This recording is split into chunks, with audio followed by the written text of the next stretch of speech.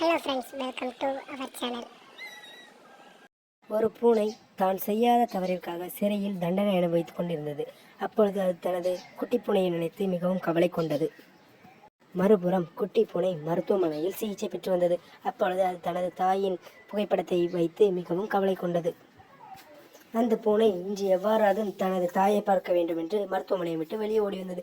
பனிப்பொழிவு அதிகமாக இருந்தது. அப்பொழுதும் பொருட்படுத்தாமல் அது நடந்து கொண்டே வந்தது.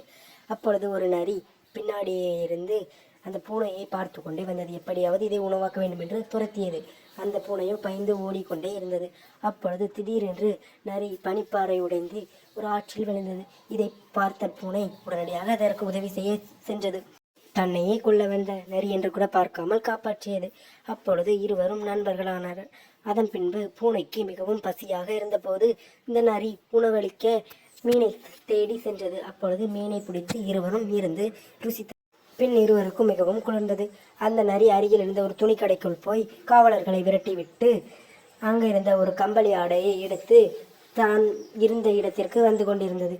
அப்பொழுது இருவரும் போற்றிக்கொண்டு குளிரிலிருந்து தப்பித்த. அப்பொழுது அந்த பூனைக்கு தனது தாயின் ஞாபகம் வந்தது.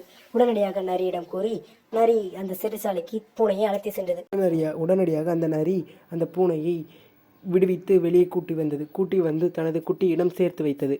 பின்னர் அந்த குட்டியையும் தாயையும் வழி அனுப்பி வைத்தது.